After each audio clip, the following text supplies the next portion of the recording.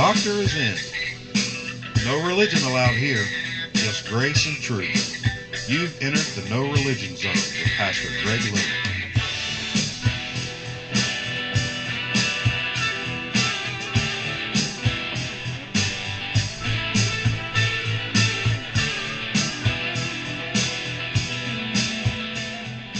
Hey, you've entered the NRZ, the No Religion Zone.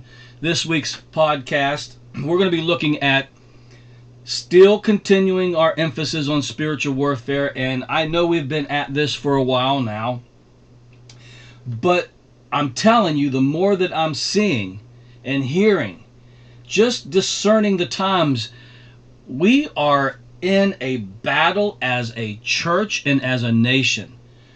I don't know if you can sense it or even discern it, but there is some major warfare going on. Pressure being exerted. We'll deal with a whole lot of this. I can go on, but I want to jump into this. I just want to go into this further because I know some of the stuff I'm going to be sharing is some repeat, but I got some new stuff to add to it that I think might be beneficial in understanding. But we were looking at, I don't know, a couple weeks or so ago, Daniel chapter 10. And in Daniel's a fascinating book. Daniel chapter 2, the vision that he got, the dream Nebuchadnezzar got. Then you got another vision or dream in Daniel chapter 7. And then the thing that went on that we talked about in Daniel 10, which I'll talk about here in a minute. And then Daniel 11. Daniel is a fascinating book. And there's all kinds of different interpretations that you can get out of that, whether that's already been historically fulfilled or is still yet to come prophecy. But that's not what I'm looking at, though I want you to see what Daniel is about, that whole book. That whole book, to me, what I get out of that book, and it's necessary you understand this, is that principalities and powers are ruling regions, territories, and causing those people, nations of that territory to do the bidding of Satan. It's God's kingdom, God's plan working in a certain direction, and then there's the ruler of this world who's created the system of this world and who's going to always come against what God is doing. And so Daniel gets a glimpse of this. Job gets a glimpse of it in his personal life, but Daniel gets a glimpse of it in a corporate atmosphere called nation, the peoples. And the prince of Tyre was holding back Gabriel from getting down here to answer Daniel. And you see that warfare going on. And then Daniel hears Gabriel say, when I go back, I couldn't come down here. God heard your prayer the first day you prayed it.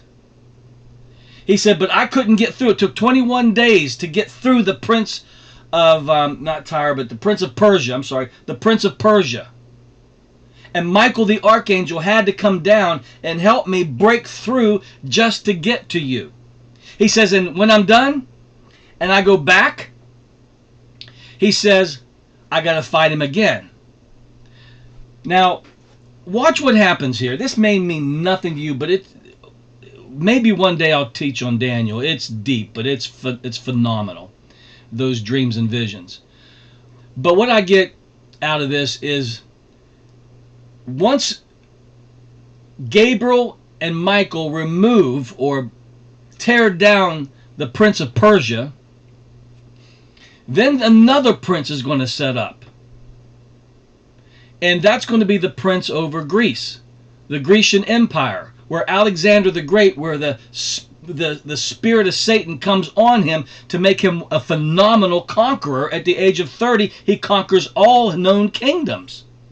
I've told you this. At 30-some years old, early 30s, he sits down and weeps because there's no more nations to conquer. But in Daniel's vision, he has the vision of Babylon, that's Nebuchadnezzar. Then he'll have a vision of the Medo-Persian Empire, which is Cyrus. Then he's going to have the vision of the Grecian, which is Alexander the Great. And then the fourth one, 4 kingdoms, the fourth one is the Roman Empire that comes into play when Jesus shows up. So what you have here are kingdoms being prophesied to Daniel of what's going to take place. And these kingdoms happen by movements of the territorial spirits. You don't believe that? Then why is Gabriel fighting, what, a fictitious prince of Persia? And then I can show you, I don't have time, in Daniel where it talks about a specific power on Alexander the Great, that the 4 kingdoms that come from Alexander the Great will not have the power, although they'll have the position. His kingdom gets broken up into 4 kingdoms. And it's not his posterity, it says, which means he's not going to raise up somebody in his family to take over his kingdom, but 4 generals, not of his posterity and not of his power. What does that mean, not of his power? There's a spirit of Antichrist, the spirit of Satan that was on Alexander the Great to make him the conqueror that he was. And these 4 kingdoms that will come won't have that exact same spirit on him, though they'll have a spirit, but not of that caliber. And that's reserved for, if you believe that Daniel still has some future relevance, that's for an Antichrist. The same spirit that was on Alexander the Great can, and if so, will be on the actual Antichrist that could come if you believe that interpretation. It's fascinating because no matter how you view Daniel, everybody's got to agree on territorial spirits. Rulers. Paul in Ephesians 6 calls them cosmocratorus, world rulers. Now the reason why I'm bringing this up, is because these every time, whether it's the church or whether it's angels, in the Old Testament time or in the New Testament time, would be the church. But anytime a principality and power is brought down, it leaves a vacuum. And remember where it says if you cast a demon out, it goes to dry places, but then it's going to come back because it has nowhere to go, and see if anything has been placed there for where he was at. And if he doesn't find anything placed there like God, he comes back with 7 more spirits, and the second state of that person is worse than the first. It could be, I believe that can be the same thing with territory. A church or churches can bring some principalities and powers down, but if the church doesn't rule and reign in the absence of those principalities and powers, maybe others can come in and set up even worse than what it was before. But nevertheless, how you see that, it doesn't matter. I'm not going to debate you on that. I'm just trying to get you to expand your mind of what's going on in the spirit realm. We have a situation happening in our present time that reminds me of this. And so I've been meditating, just waiting on the Lord. What is going on? I mean, let's just look at just this past couple years. I mean, after the election of 2016, we have been, well, let's even go back to the Obama administration. Well, why are you getting political, folks? Wait till I get done tonight. I may have to go a little long, but I'm going to tell you, who do you think the principalities and powers are working on, influencing to get the will of the enemy done? Who? Now, I'm not picking on politicians because he can even use pastors. The enemy can use pastors to get his will done in churches that are religious rather than more relational, legalistic rather than promise-oriented, covenant, new covenant, grace-oriented. So I'm not picking on any particular. I'm going to show you the whole gamut of what true principalities and powers are. And then you're going to have to decide for yourself what you believe after I show you this. But it's going to open your eyes. I promise you, it's going to open your eyes. But you go back to the Obama administration, for whatever reason. And again, I'm not going to pick on people or parties. I'm just using those eras. You know, I could go to the Bush administration. We can go to the Reagan administration. I'm just going back to the Obama because that's the closest to where we are today with Trump. But check this out. Racism and socialism began to be on the uprise under a particular administration. Now catch this. We had to fight all through the 8 years of this. And there's a whole lot more. I'm just really highlighting the highlights. Then you get into the Trump administration, and that's more recent. So you'll know that we go through the polarization of America way more than it's ever been, and you're blaming Trump on that. I'm not going to blame racism, the rise of racism, solely on Obama. We can nitpick these presidents to death and find their faults, but you got to understand what Paul said in Ephesians chapter 6, or you're going to be bogged down in fighting personalities and politics. And you got to understand what Paul says. We wrestle not against flesh and blood. So my battle is not with an administration. I may not agree with the policies, and that's my civil right to vote in who I want and to vote who I want by policy. I'm not talking about that. I'm not here to debate that kind of stuff. But I want you to see, once I show you the true principalities and powers, territorial spirits, how they're operating, you're going to sit back and go, you're seeing it take place in America and even in the church. I want to talk to you today about strongholds in America and strongholds in your church. All right, that's what I want to talk to you about. And let's start with, why is there such a polarization in church? And it is. Now, if I got time, I'll show you. And you know that it is in America. Because Jesus made this statement: a kingdom divided cannot stand. A kingdom divided cannot stand. So, you have to understand that America has an enemy. I'm not your enemy. You're not my enemy.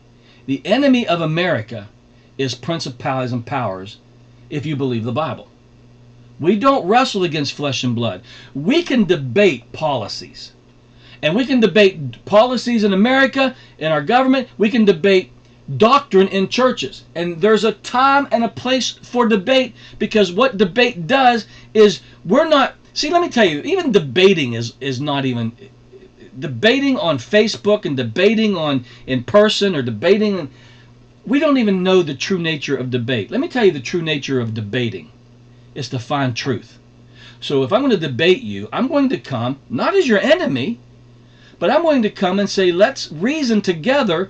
You show me where you're coming from. I'll show you where I'm coming from. And hopefully, if we're both truth seekers, truth will be somewhere in this debate. And you've got to have humility. Get your ego out of the way. And have humility that if I show you a truth and you're like, I never thought of that. That's good. Okay. Okay, I get that. What we're doing is we're getting rid of error to find truth. But today, all we're doing is debating sides. We want to win. We don't care about what the truth is. We want our side to win. Whether it's in the church as a denomination, we want the Baptists to win over the Methodists. We want the Pentecostals to win over the Presbyterians. My God, how shallow that is. Or we want the right to win over the left, the conservatives to win over the liberals, the Republicans to win over the Democrats. See, this is the party spirits. This is the dividing line. This is what the enemy's doing, dividing America, dividing the church, because Jesus said, when a kingdom gets divided, it can't stand. Until America and the Church of Jesus Christ wakes up and sees that we are not each other's enemy. They want you to see that. They want you to see me as your enemy and you as mine. And when there is no unity, that kingdom is divided. And there is a polarization like I have never seen in my life in America and even now in the church. Strongholds in America and strongholds in the church. Now let's talk about these strongholds. Where do they originate? Well, first they start in your mind. They're called imaginations, speculations, mental traps that keep you from rising, keep you from being a certain way. Mental traps in your head, mindsets, thought patterns that keep you acting and believing a certain way. Now in 2 Corinthians chapter 10, Paul says that we are to tear down these strongholds. They're in the mind. 2 Corinthians 11, Paul says that he feared that Satan would seduce you as he did Eve, leading you astray from the truth by corrupting your mind. See, you can be led astray from the truth by your mind being corrupted by strongholds, mindsets, thought patterns. And if the enemy can get you to think a certain way, then he's going to control your behavior. Now that's a stronghold. Mindsets that keep us from fulfilling God's plan, God's destiny, or your dreams and your visions. It's in the mind. The mind can get corrupted. It's the mind that moves the will. Now, what do you think? Why do you do what you do? If someone says, let me ask you a question. Why do you do what you do? What you do is what you think. As a man thinks, so he is. And the enemy will plant. Remember, we are not wrestling flesh and blood, though he will use flesh and blood. We'll get into that here in a minute. The enemy will plant seeds into your mind that will control your behavior and set the course of your life in a certain direction, good or bad. Strongholds are ideas.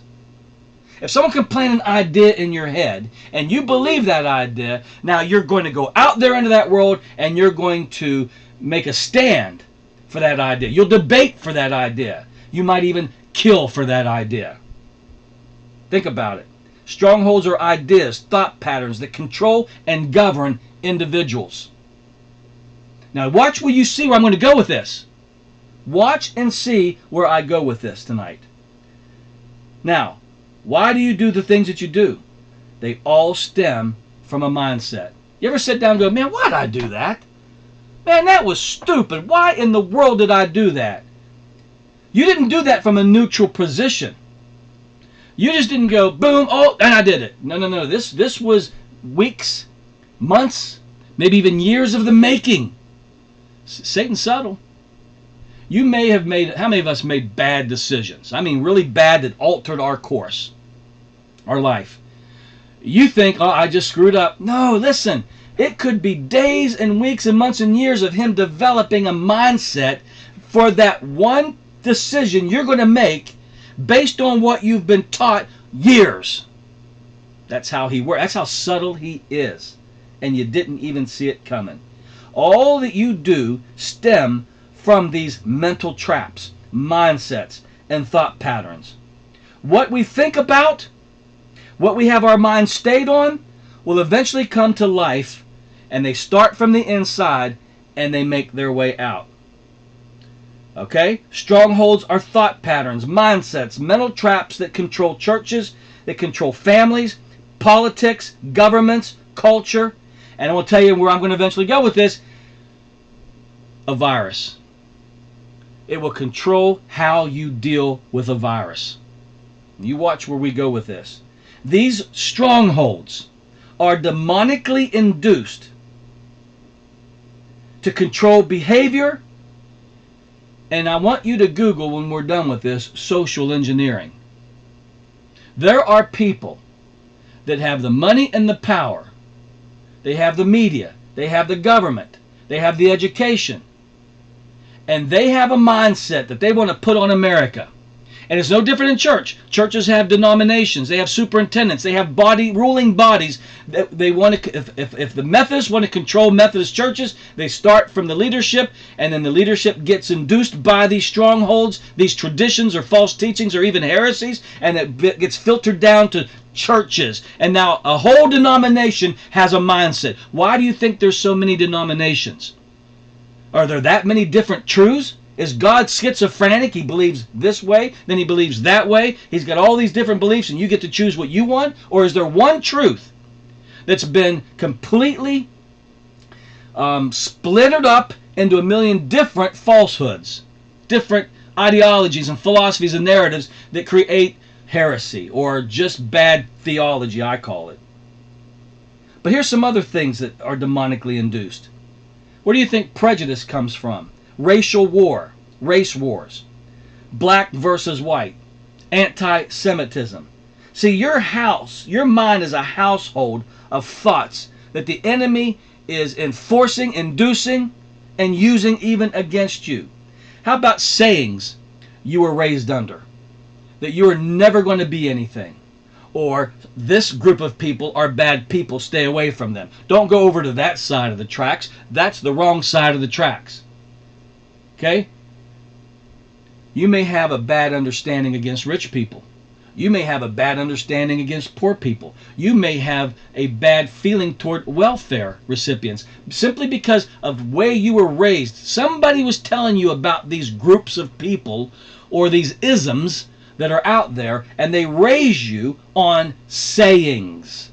And those sayings become strongholds in your head that control your behavior, and then now you're going to treat other people based on that understanding or that stronghold. They are these sayings you're raised under. They formulate your own ideologies. And all these become strongholds in your life that must be taken down because they're going to control you and eventually destroy you. If they're not God thoughts, then they're the enemy thoughts. It really gets reduced down to that. See, we all grow up with all these different mindsets, and we have to deal with them. So let me give you an example. Let's say in my house, I was raised with strongholds. I never had them. I wasn't born into this world with these mindsets. Okay? I wasn't born into this world with mental traps. Somebody had to put them there. They're called principalities and powers, and they use flesh and blood to do it. So you can just wrestle with the flesh and blood, but you got to say, now it's really who is putting the principalities and powers in these people that end up putting it into me. So I really, your parents have somewhat to blame, but who put them in them? And you keep going back to the source. Well, okay, I was not born into this world with this mindset. My dad, it came from my dad. Okay, well, let's find out, was your dad born with that mindset? No, he didn't have mindsets either when he was born. And you keep tracing the thing back to the great-grandfather, the great-great-great-grandfather, and the great-great-great-great-great-grandfather. And I'm going to tell you, sooner or later, it's going to ultimately go to a demonically induced principality, a power that created that mindset, and then with authority called power, induced that on people and made them start believing a certain way, acting a certain way. Then a community acts that way. Then a city acts that way. Then a state acts that way. And then what's happened is a territorial spirit induced that principality, that mindset on these groups of people. And this city's known for that. That city's known for this. That state's known for this. That country over there is known for that. And all of a sudden you can see continents. You can see people groups. You can see we're not all alike. We don't all have the same mindsets. Where did the differentiation come from? Principalities and powers.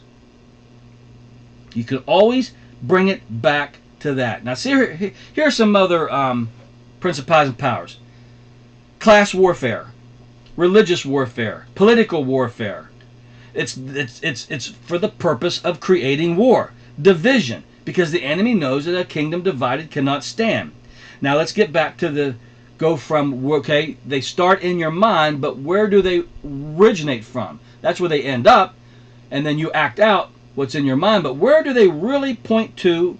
Ephesians 6 tells us principalities and powers. Now, the word for principality, and I know you know this, we've looked at it, but I'm going to add some new stuff. Principalities in the Greek is arche. Now, listen carefully. And this is why it's going to make so much sense why you're seeing what you're seeing today in the church and in America, polarization. Watch this. Arche is the Greek word for principality in Ephesians chapter 6, verse 12. This is where we get our word architect, drawn first, blueprints, literally meaning the primary source. You've heard of an archetype demon over a particular activity, meaning he's the originator of it over a city. Now let me give you an example. I'll just pull one out of my hat here. Cambodia, I don't know, 1975, Pol Pot.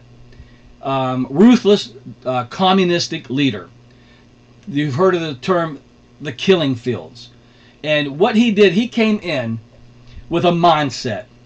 And he enforced that mindset on the Cambodian people. And anybody who had any education, teachers, doctors, lawyers, they were killed. He was going to get anybody that opposed him that was smart got killed.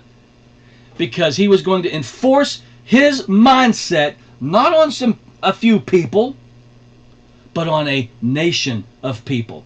And to do that, he had to rule with fear. And fear brought everybody in subjection, and those who didn't come under his subjection or drink his koolaid got killed. Thus the killing fields. We were there. I saw it. I was at the killing fields. You could even still see. They're not touching it. Skulls in a case of all these skulls of people that had died. I went to Phnom Penh, the capital, to the high school, and went to the places of torture. Still blood-stained, still stuff where they've tortured the people to get them to change or kill them. So they tortured them to change or kill them. And then I saw in the ground clothing still sticking up out of the ground where they just threw the people in their clothing and just covered them up with dirt. Horrible. But that is a principality and power. Now that's that's huge. But you know, Lenin did it, Stalin did it in communism in China, Mao did it in China, or communism in China. So 60 million people have been killed, I believe. 60 million people have died because of communism, a mindset, an ideology, a thought pattern that some didn't like it and they were killed. Others were forced to like it, and others liked it. Now, see, this is what's happening today in any culture, or even in a family. A husband raised with particular mindsets is going to marry a wife, have children, and he's going to rule from that set of mind. What if his mindsets are wrong? No man ever thinks he's wrong. No man ever thinks he's wrong. He's right. He's going to treat his woman like this. He's going to treat his kids like that. He's right. They're wrong, and there is no debate about it.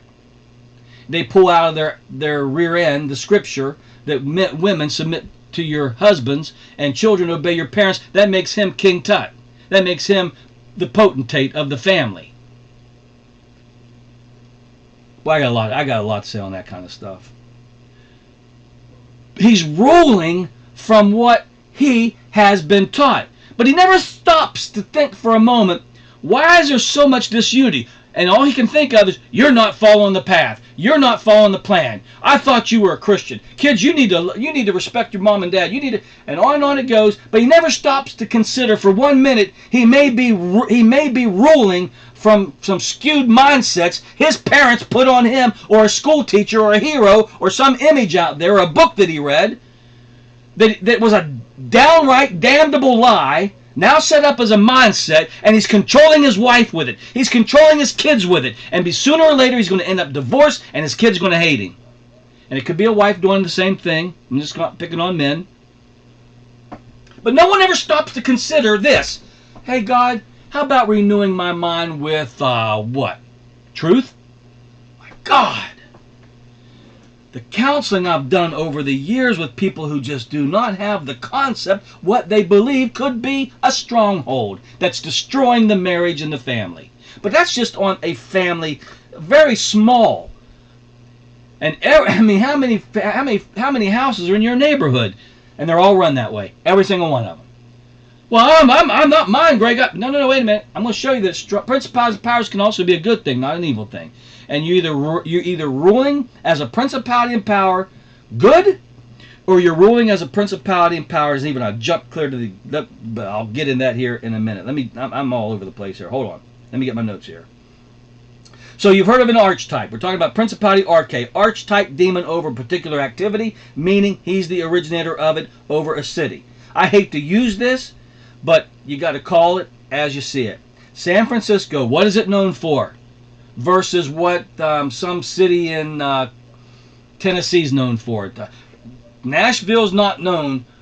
See, when you think of Nashville, what do you think of? Versus when you think of San Francisco, what do you think of? And you fill in the blank. How's that happen? How's all of a sudden that all these spirits are in a particular city, way more so than others? Why is that the domineering? That's the archetype. That's the principality over that city. And it's the headquarters of that particular sin that they'll broadcast it to the rest of the world from that. And then it begins to find pockets of receptivity in other cities and states. But the hub of it, San Francisco. Hollywood. Why is no one else out there like Hollywood? Because again, they set the standard for certain things with their movies and entertainment and so forth and so on. We'll get into that, all of that here in a minute. I'm just letting you see what an archetype demon over a particular activity, meaning that he's the originator of it over a city. It's the root wherein all activity hinges. This stuff just doesn't happen by osmosis. Evil does not happen by osmosis. It's a principality and a power joining together to produce the work of the enemy. Principalities are usually joined by another word in the Bible called powers. Powers are authority, exousia in the Greek, and it means to be imposed on people's minds. An authority imposed on those mindsets to bring them to fruition. See, someone has to create the idea, and someone has to take it and induce it in your brain and then motivate you to act on it. One demon lays the blueprint, then the power comes, another power to enforce that. How else can it get in your mind and motivate you to do it? It doesn't happen by accident or by osmosis. Listen to this. Peer pressure, where pressure is exerted on you to act. We went through this in school. Peer pressure. I really don't want to do that, but if I don't do that, then pressure from the group is going to be put on me. So either I go in lockstep with them or be marginalized. And as kids, we don't want to be unpopular, so we'll go with the flow, go in lockstep with the rest of everybody else, and just keep the peace. But as adults, this doesn't go away as kids. This happens in adults. At work. At work, you can have a particular mindset that doesn't line up with everybody else's mindset. And remember, you're much as a principality, and I'll get into that here in a minute, I know. I haven't developed that yet, but I keep jumping to that.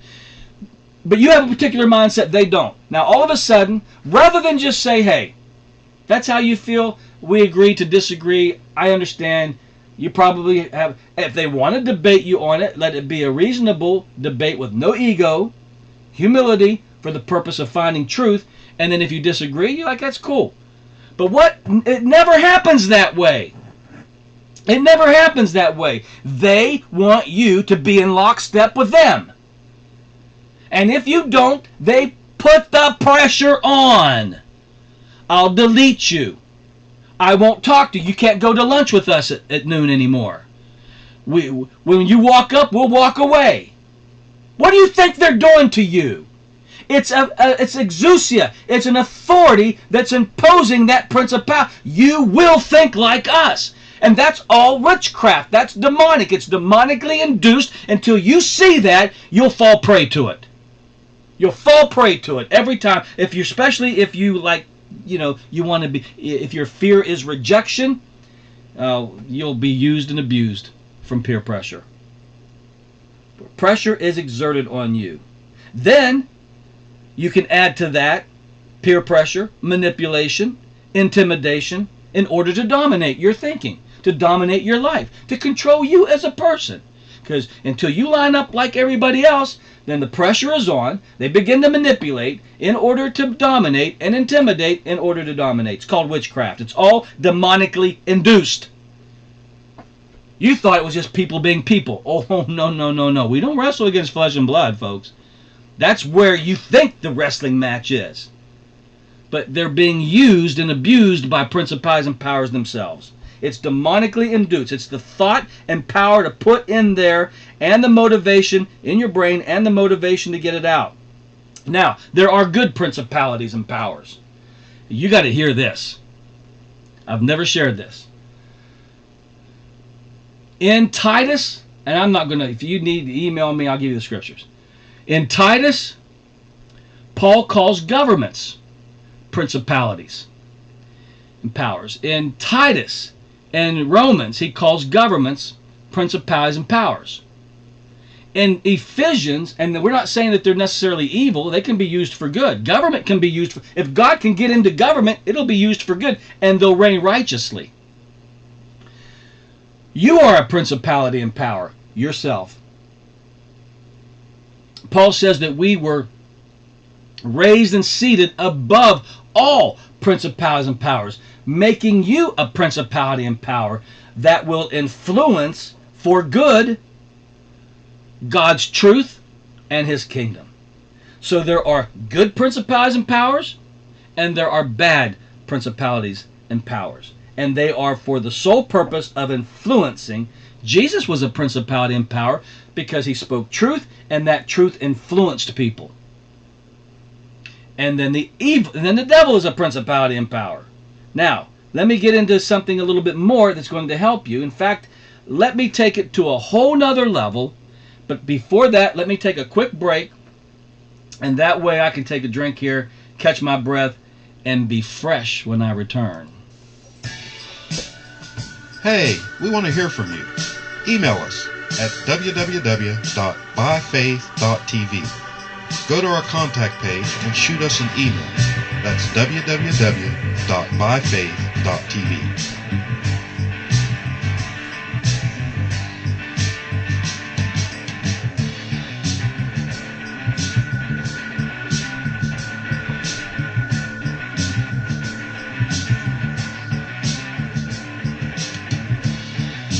You're listening to By Faith Radio, where the good news of Jesus Christ is proclaimed 24/7.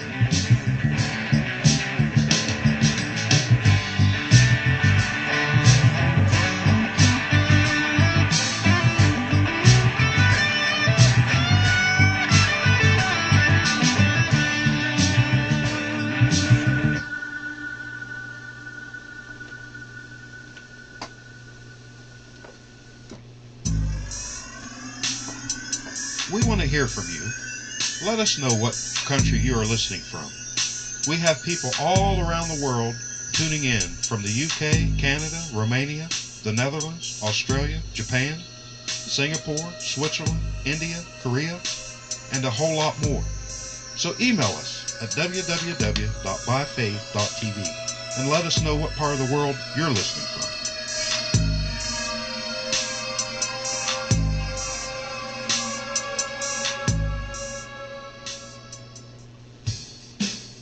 If you're new to the Grace Message, we have a New Covenant series that's designed just for you. Go to our website at www.byfaith.tv and go to our media page and you will see our New Covenant series. That's www.byfaith.tv. You're listening to By Faith Radio. Share this station with a friend. Tell someone about our website. All our information is up there and over 4,000 hours of teaching from Pastor Greg. That's www.byfaith.tv. Let's go back to the garden. How is Satan going to rule the earth? Because up to the point of Adam and Eve, he was not ruling and reigning the earth. In fact, Adam and Eve had the dominion.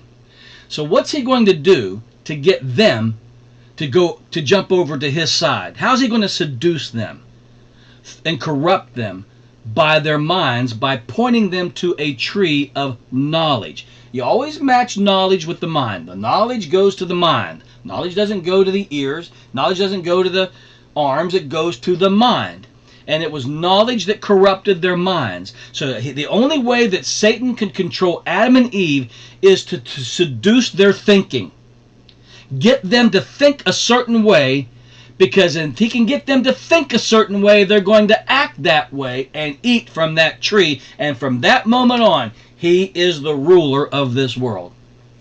And now, but he's got you and me to contend with. You and me and 7 billion other people out there are alive and kicking. How's he going to control them?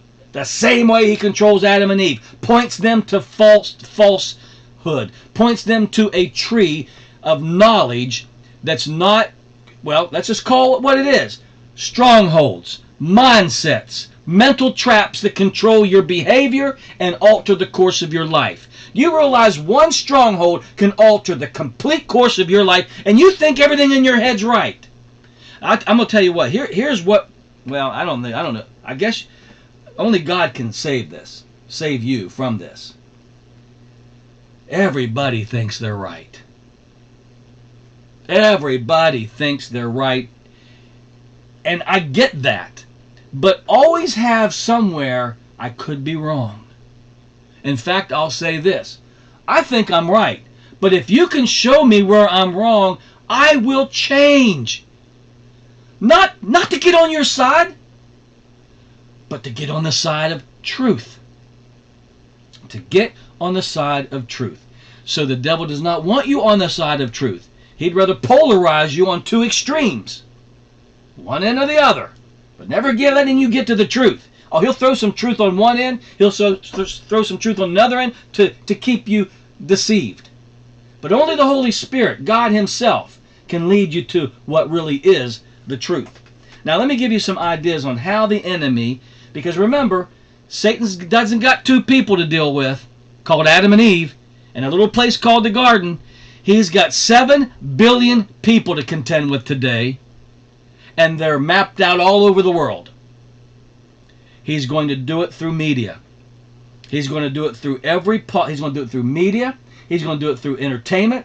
He's going to do it through education. He's going to do it through governments. He's going to do it through families. He's going to do it through religion, institutions. He's got all kinds of ways to get that falsehood, that error out there to you, called mental traps, mindsets. Basically strongholds. That's the only way he can control you. He can't come and get you in a headlock and make you do something. He doesn't have that kind of power. But he has the power of deception, the ability to deceive. So commercials are principalities and powers. Just keep saying something out there. Just keep saying. Isn't it amazing that if the media, no matter what news cycle you watch, what news network, isn't it amazing that one will make a statement, then you flip it over and they're saying the same statement, and you flip it over and they're saying the same statement, you get on social media there, and all of a sudden this one saying could be like 10, 15 words, one sentence, one saying is now out, is being broadcasted everywhere. That is by complete design. It's called a stronghold. It's to get you, and they play it over and over and over, and you get to see it, and you get to hear it, whether it's a commercial, whether it's a news release, a news feed, whatever. And all of a sudden you get, that's right, that's right, that's right. And all of a sudden you are acting in accordance with that stronghold called a mindset. It's to induce you to think a certain way and act a certain way. But even commercials, they can be induced to get you to buy something if you watch it. Madison Avenue says this.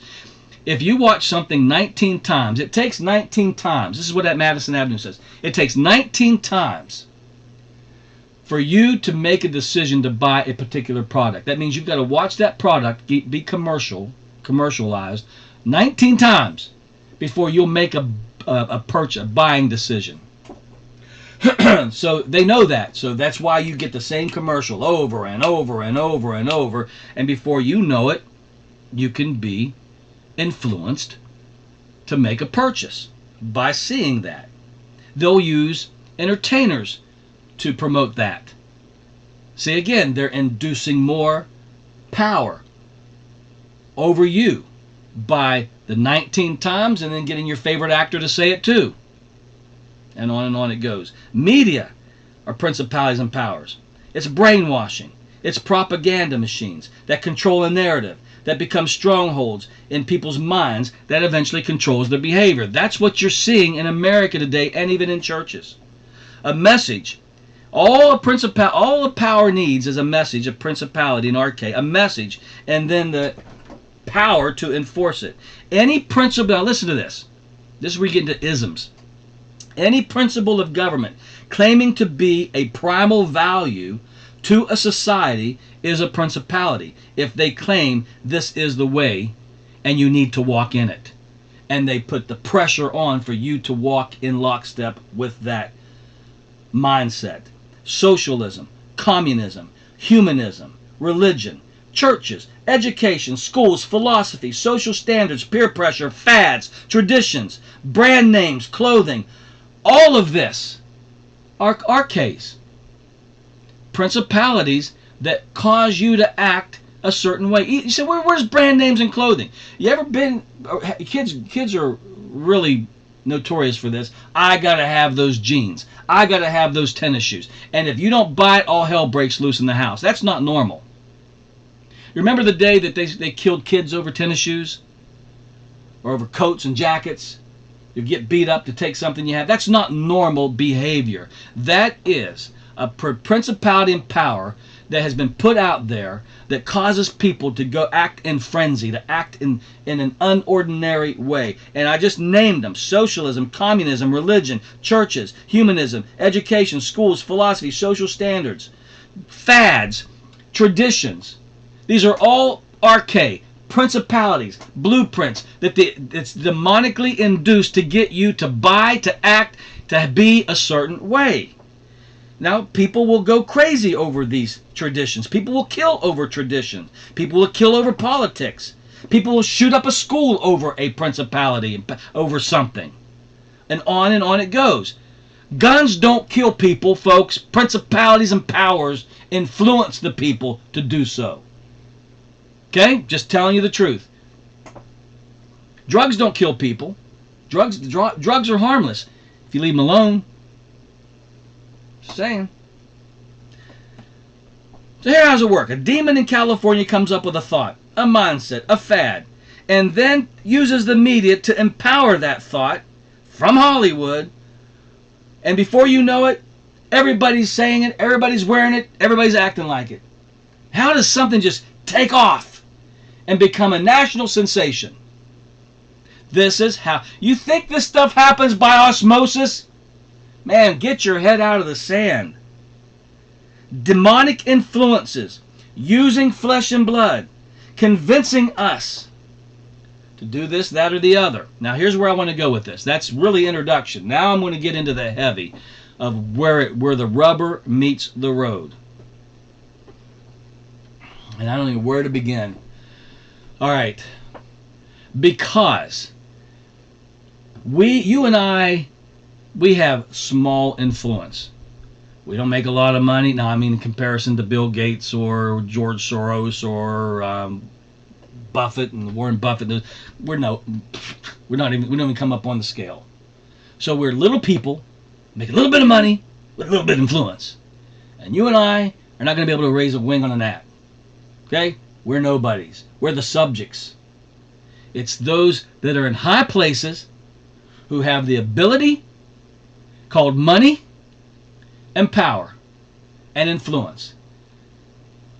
They have the education. They have the entertainment. They have the media.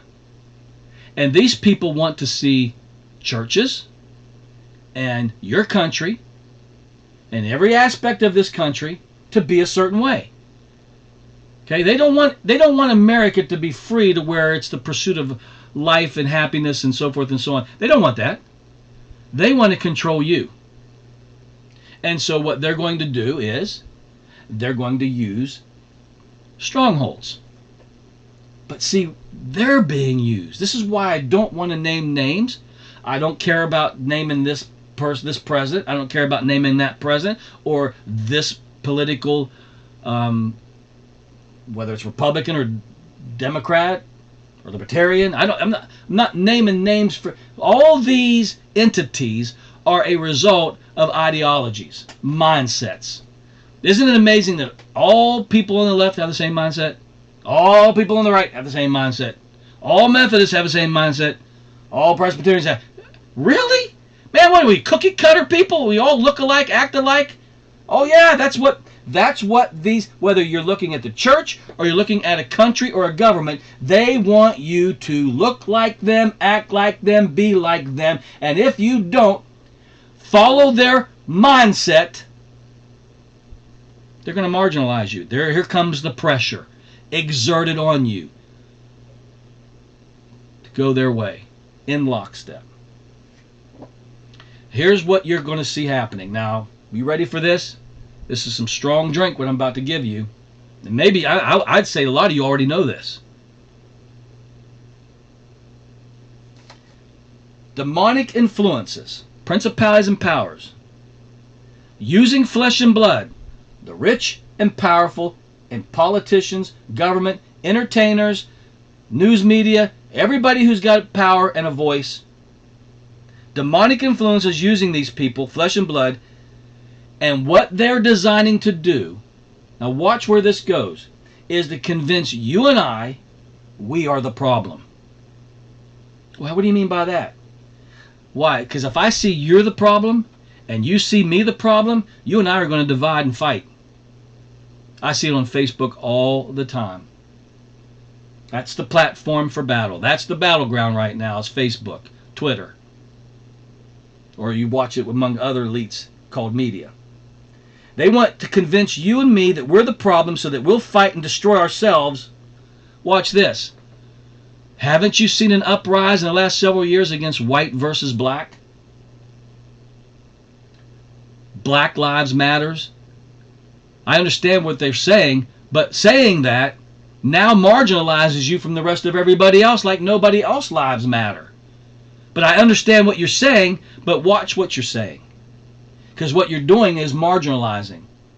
That no other lives matter. Then we go to the blue lives matter.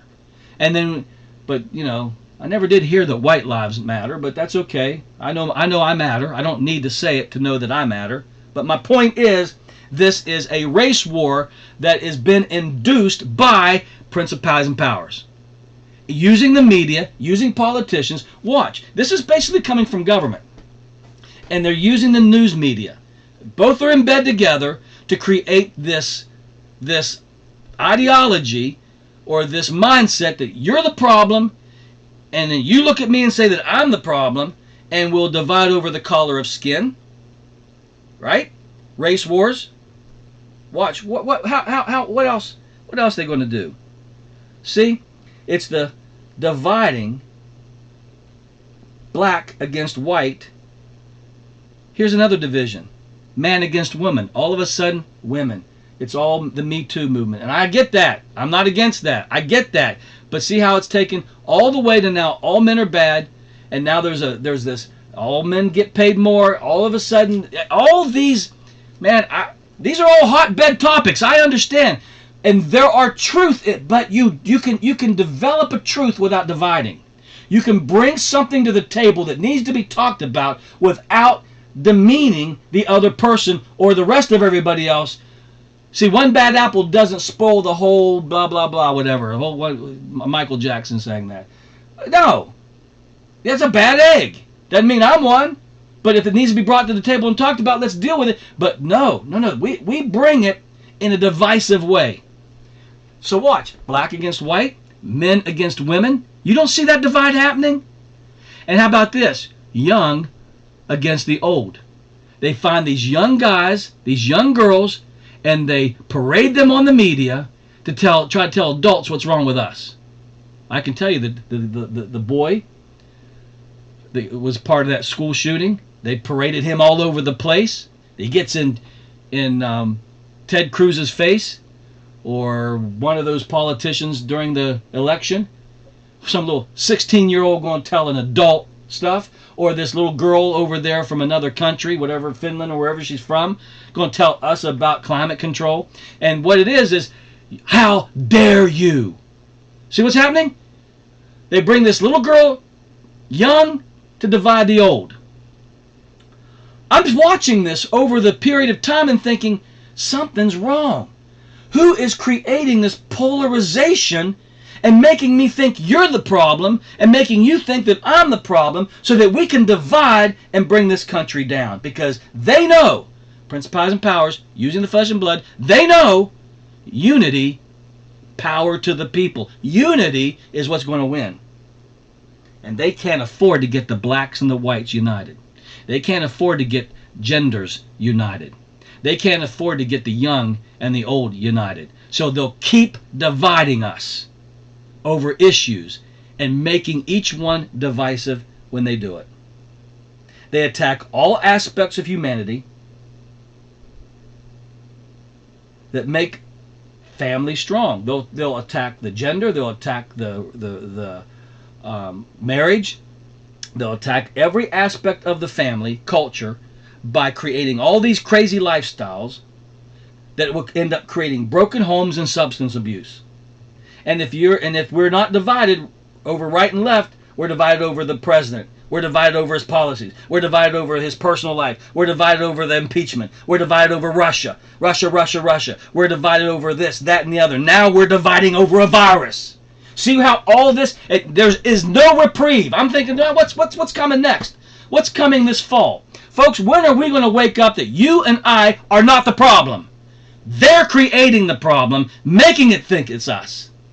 We need to get united as a church and as a nation. Will we agree? No. But we can love one another enough and respect each other enough, and then we'll take our votes to the polls and we will decide that way. And then whoever wins, wins. And we will agree to disagree. I mean, come on, this is getting ridiculous. Rand Paul's out there mowing grass last year. He believes a certain way. But that old neighbor down the road cannot allow him to believe that way.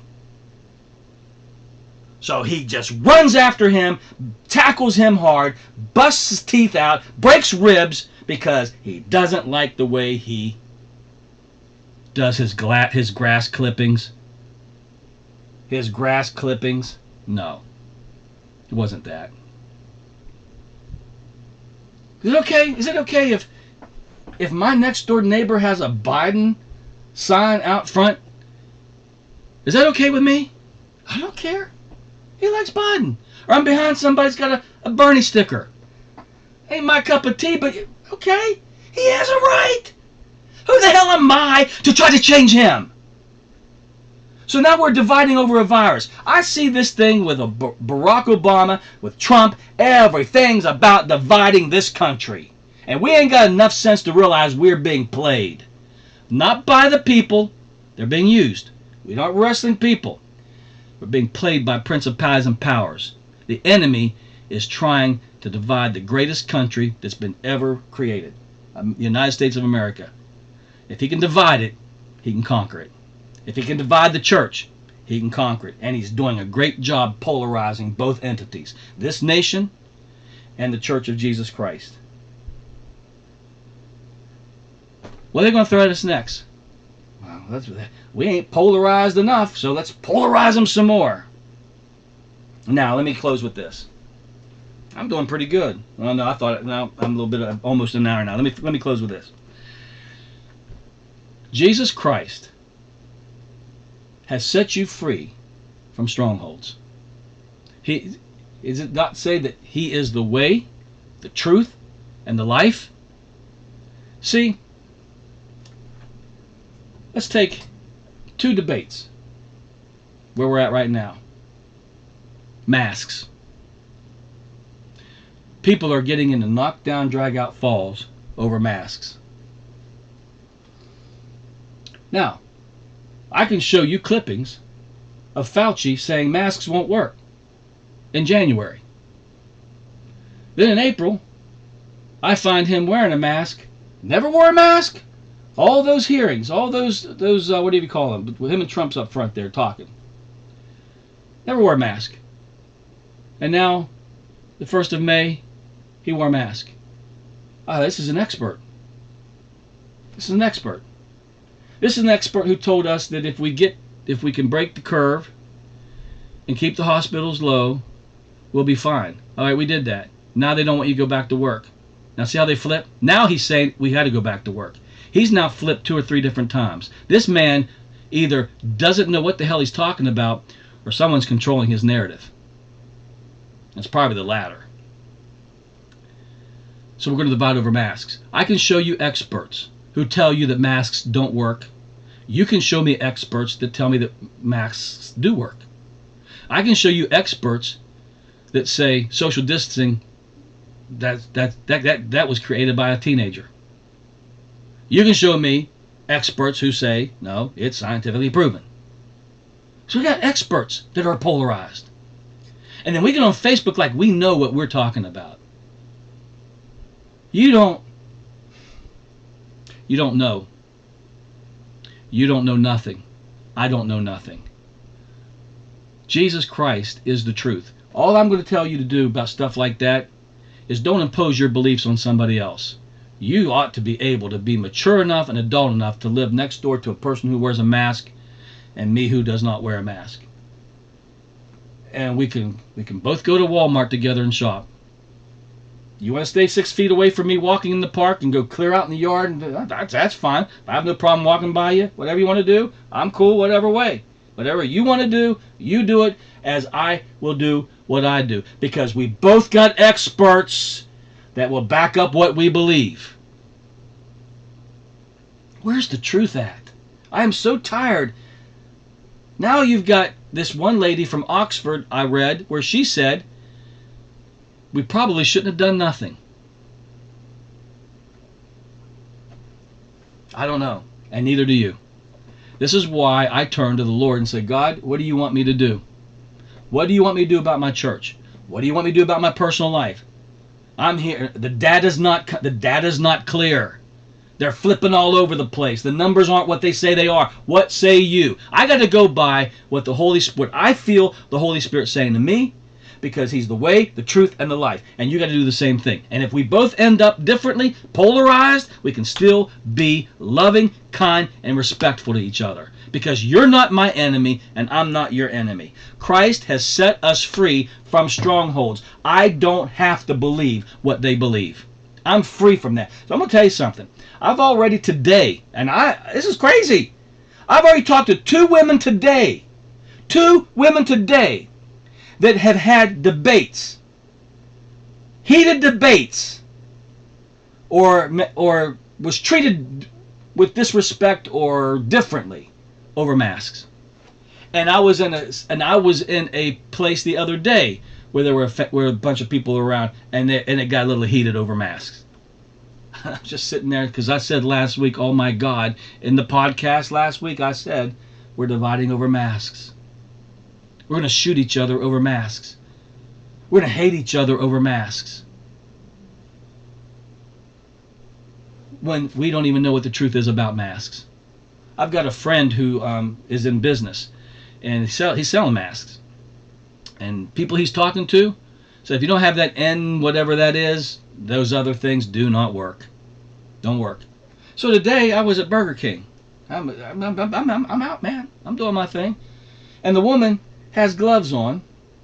I usually use a card, but this time I use cash. I put cash down there. She picks up my cash with her gloves on and puts it in the cash register with her gloves on, takes it out with her gloves on, and puts the cash back in that tray with her gloves on, me with no gloves, picks the money up, puts it in my pocket. I move on, and my buddy said, watch her. Well, I said, what do you mean? He goes, watch her.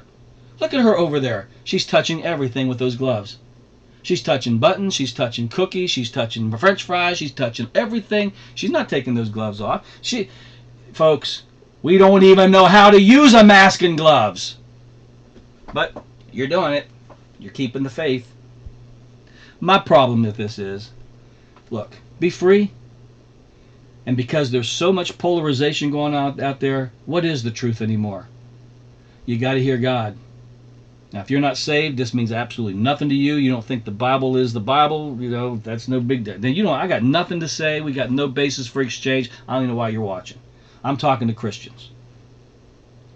Don't let the principalities and powers put strongholds in your head that make you an a-hole. I'm just going to be blunt with you. That's not who we are. We got the nature of the Lamb. We are people of truth. And we know how to handle others who don't believe like we do. We love them. We show them respect. I am in the liberated zone. God set me free from all strongholds, all mindsets. Christ is my mindset. I live by the truth, by His kingdom in me. I don't live by experts, because they never agree.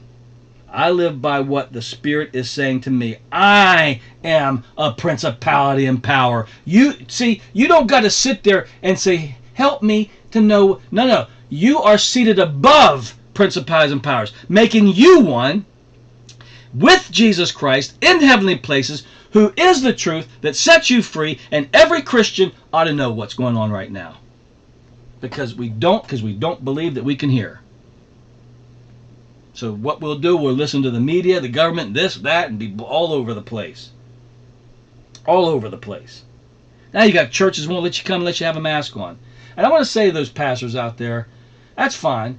But I can show you experts to say you're hurting those people by putting masks on. You can say, well, no, I got experts to say that putting masks on is going to be okay. So, oh, really? So what when you got experts, you know what you need to do, Pastor?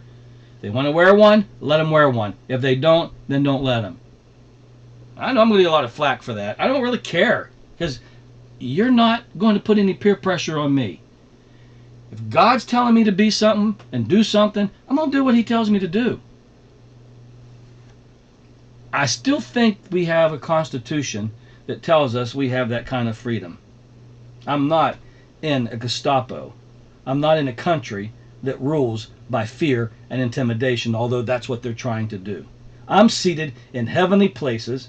I am a principality and power. I'm the one, and you are, that hear God, and we act accordingly to what he hears. He speaks, and he sets the course of action for your life, not a media, not a government. You are been liberated from principalities and powers. Colossians 1:13 says God translated you out of that realm of deceitfulness, out of that realm of darkness, out of that realm of stronghold. I don't let that happen, and you can't let that happen. We've got to watch what we're saying, what we're believing, because we ourselves are a principality and power. So let me close with this. Are you for sale?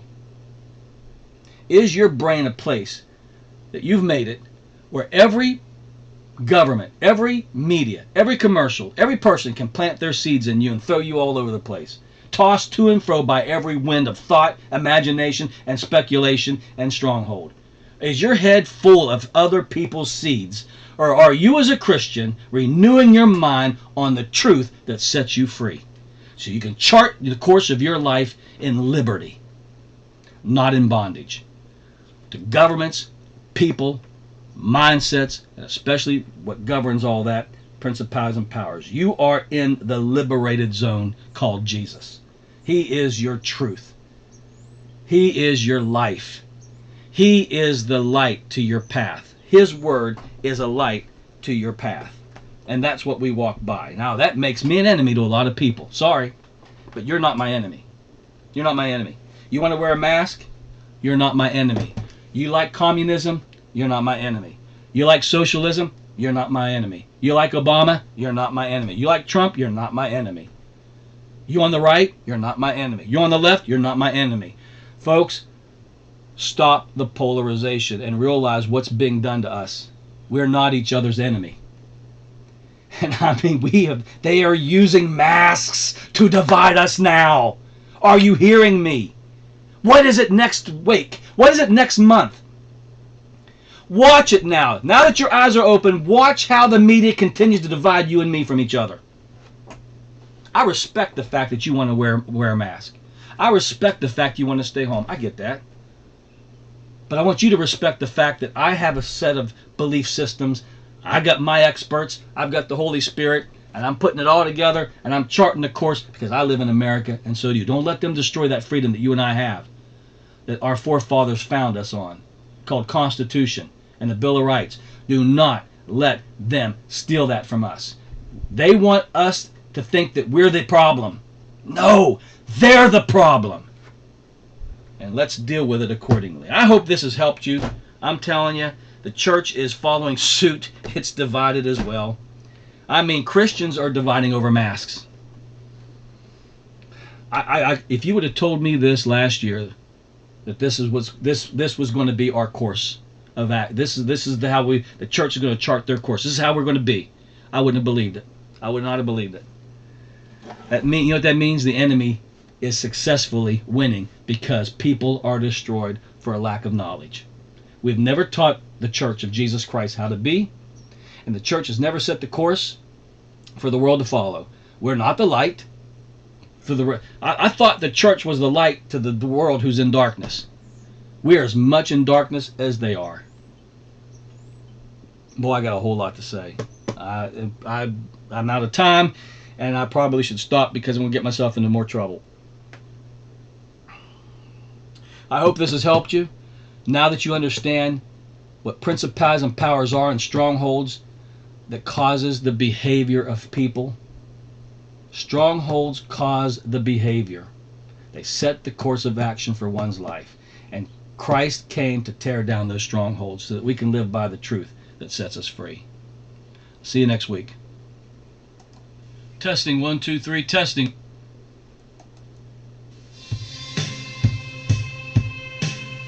If you would like to give according to Galatians 6:6, we now accept PayPal. Visit our website at www.byfaith.tv. Go to the giving page and see the different ways you can give. That's www.byfaith.tv.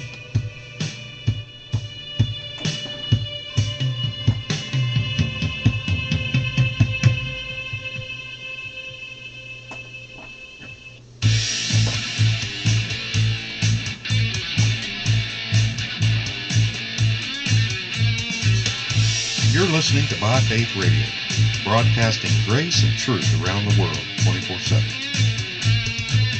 Remember, we're not religious, just real.